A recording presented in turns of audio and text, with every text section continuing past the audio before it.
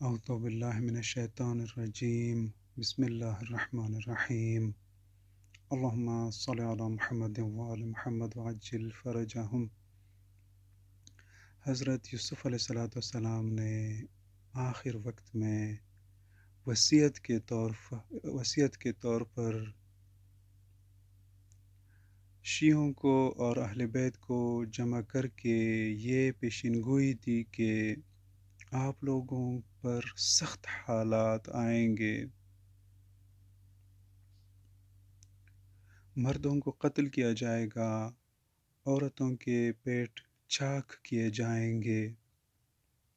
اور بچوں کو قتل کیا جائے گا۔ اور پھر یہ فرمایا کہ ایک قائم ظہور کرے گا، اور اس کی نشانیوں میں جو سب سے اہم نشانی بیان فرمائی وہ یہ فرمایا کہ وہ لاوی ابن یعقوب کی نسل سے ہوگا، جس طرح پیغمبر محمد صلی اللہ علیہ وآلہ وسلم نے امام مہدی علیہ السلام کے بارے میں پیشین گوئی فرمائی کہ وہ بی بی پاک فاطمۃ الزہرا سلام اللہ علیہا کی اولاد سے ہوگا۔ تو اماموں کو، انبیاء کو اور اوصیاء کو پاک خاندانوں میں ہی پیدا ہونا چاہیے، اور وہ خاندان واضح طور پر اگر ہم دیکھیں تو آدم علیہ السلام سے لے کر ابراہیم علیہ السلام تک، اور ابراہیم علیہ السلام سے لے کر موسیٰ علیہ السلام تک، اور موسیٰ علیہ السلام سے لے کر عیسیٰ علیہ السلام تک، اور اسماعیل علیہ السلام سے لے کر ہمارے پیغمبر تک، پاک خاندانوں میں ہی اللہ نے اپنے اولیاء اور اوصیاء کو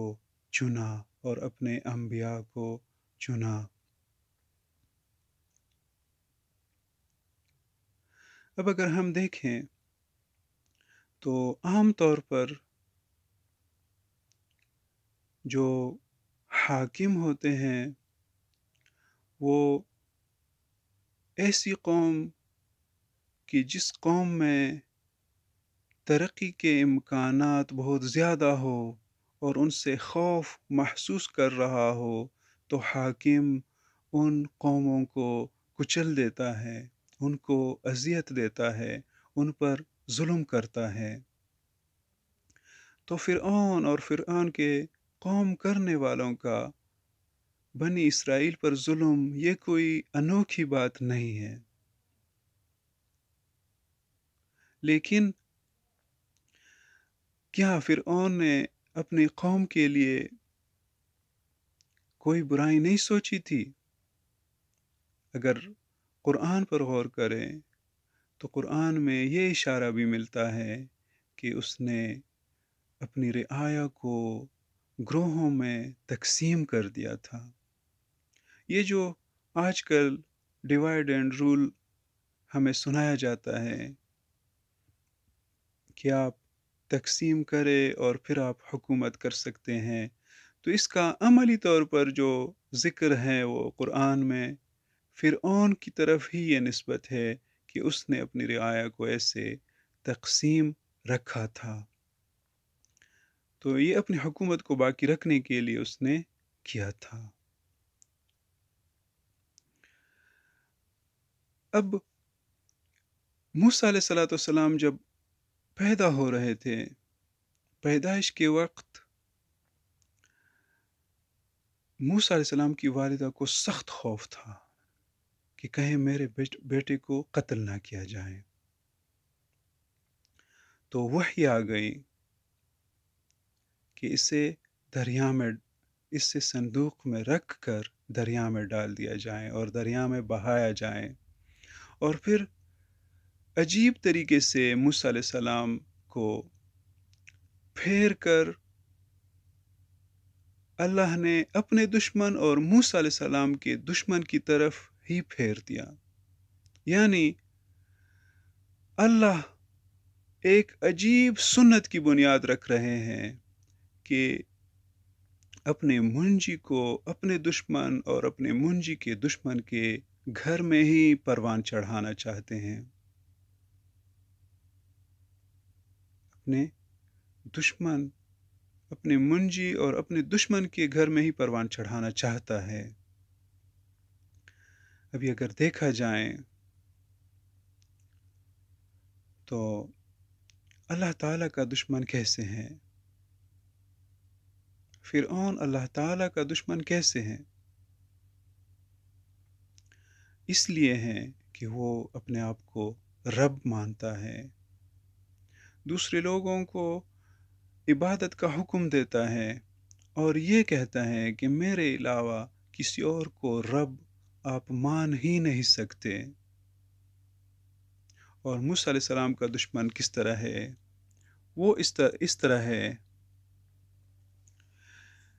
اس کی 3 وجوہات ہو سکتی ہیں. پہلی وجہ یہ کہ فرعون نے خواب دیکھا تھا، تو اگر خواب کو بنیاد بنایا جائے تو یہ بھی صحیح ہو سکتا ہے، کیونکہ یوسف علیہ السلام کے دور سے ہی ہمیں یہ پتہ چلتا ہے کہ فرعون کو اور مصر کے حاکم کو خوابوں کے ساتھ کتنی دلچسپی تھی اور کتنا لگاؤ تھا اور کتنی اہمیت دی خواب کو. دوسرا احتمال یہ ہے کہ کاہنوں نے ان کو کہا کہ ایک بچہ پیدا ہو جائے گا اور تیری تخت کو الٹ دے گا، تیری حکومت کو برباد کر دے گا. یہ کاہن شیطانوں سے شیاطین سے مدد لے کر اس طریقے سے خبریں پا لیتے تھے، اور ابھی بھی بعض لوگ شیاطین سے ربط کر کے مربوط رہ کر ان سے خبریں پا سکتے ہیں اور پا لیتے ہیں. تو دوسری بات بھی ممکن ہے کہ کاہنوں نے کہا ہو. اور تیسری بات، خود یہ خبریں اور یہ پیشین گوئیاں بھی ہو سکتی ہیں کہ جو بنی اسرائیل میں گردش کر رہی تھی اور 400 سال تک یا اس سے زیادہ بنی اسرائیل نے منجی بشریت موسیٰ علیہ السلام کا انتظار کیا. ابھی اس میں یہ بات بھی ہم کر سکتے ہیں، اس میں یہ بھی احتمال ہے کہ یہ تینوں باتیں ہوں اور تینوں باتوں کی وجہ سے، تینوں احتمالات کی وجہ سے فرعون موسیٰ علیہ السلام کا سخت دشمن بن گیا ہو. یعنی خواب بھی دیکھا ہو اور کاہنوں نے بھی پیشین گوئی دی ہو اور خود بنی اسرائیل کی پیشین گوئیوں کی وجہ سے بھی فرعون موسیٰ علیہ السلام کا دشمن بن گیا ہو. اور اب یہ بات تو ثابت ہے کہ موسیٰ علیہ السلام کی پیدائش سے پہلے ہی اس نے بنی اسرائیل کے بچوں کو قتل کرنا شروع کیا تھا اور بچیوں کو زندہ رکھتے تھے.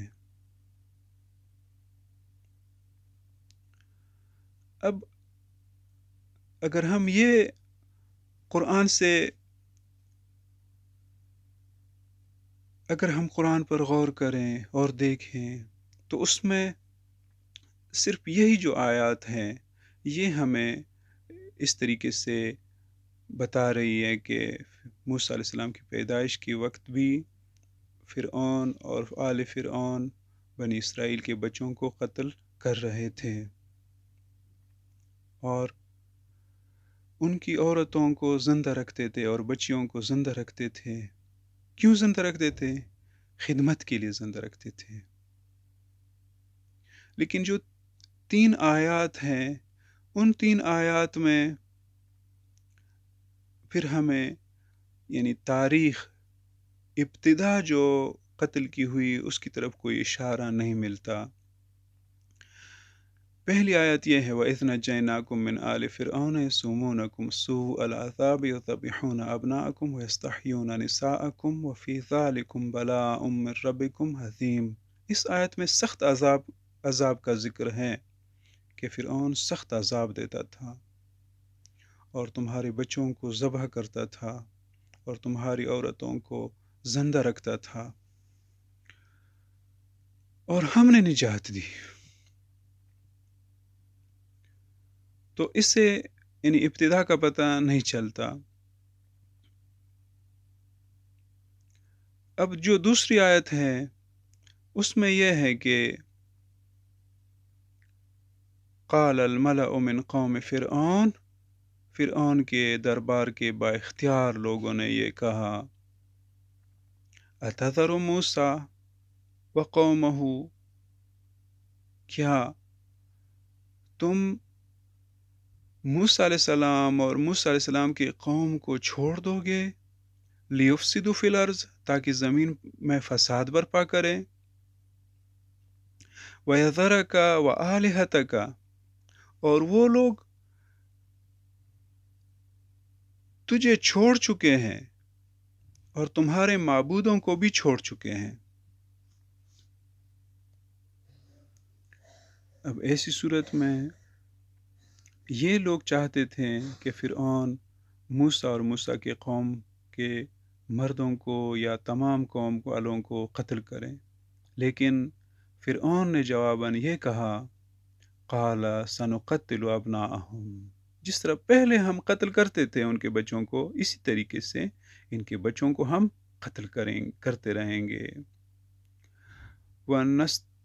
وَنَسْتَحْيِي نِسَاءَهُمْ، اور ہم ان کی عورتوں کو باقی رکھیں گے،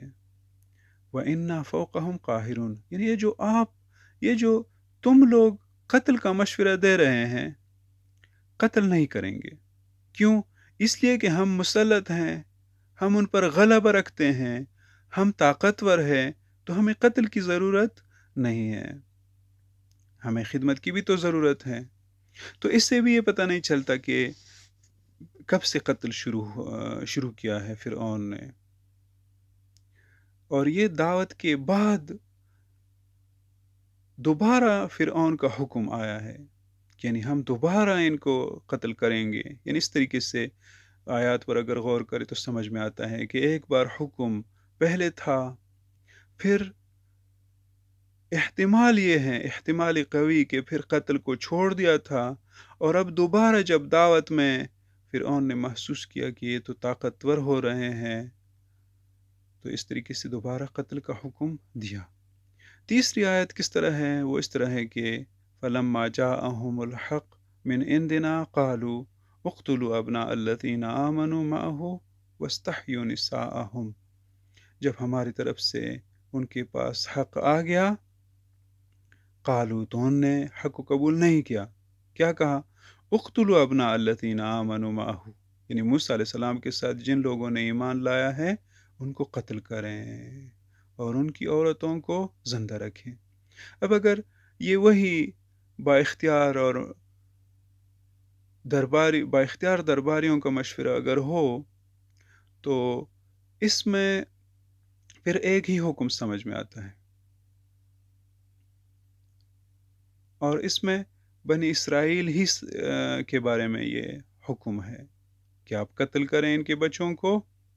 اور ان کی عورتوں کو زندہ رکھیں۔ لیکن اگر غور کریں اس میں تو اس میں بنی اسرائیل کے بارے میں نہیں ہے، یعنی موسیٰ علیہ السلام اور موسیٰ علیہ السلام پر ایمان لانے والے، یعنی جو موسیٰ علیہ السلام پر ایمان لانے والے ہیں ان کے بچوں کے قتل کا حکم وہ دے رہے ہیں۔ اب ہو سکتا ہے کہ فرعون کے قوم سے کسی نے ایمان لایا ہو، لیکن جب ہم غور کرتے ہیں تو کوئی شاہد اس طرح نہیں ملتا کہ مومن آل فرعون کے علاوہ اور بی بی آسیہ بنت مزاحم جو فرعون کی بیوی تھی اس کے علاوہ فرعون کی قوم سے کسی نے ایمان لایا ہو، اور جو جادوگروں نے ایمان لایا تو آسیہ بنت مزاحم اور جادوگروں کو تو فرعون نے قتل کیا۔ اب ادھر جو حکم ہے تو وہ صاف طور پر اس طرح محسوس ہوتا ہے کہ یہ بنی اسرائیل کے بارے میں ہی ہے کہ ان کے بچوں کو قتل کیا جائے اور ان کی عورتوں کو زندہ رکھا جائے اور بچیوں کو زندہ رکھا جائے۔ اب اگر دیکھا جائے تو آج کل کے حکمران بھی جن لوگوں سے ڈر محسوس ہوتا ہے تو ان کو کمزور کرتے ہیں، ان کے بہادر اور طاقتور لوگوں کو قتل کر دیا جاتا ہے، کمزور کیا جاتا ہے۔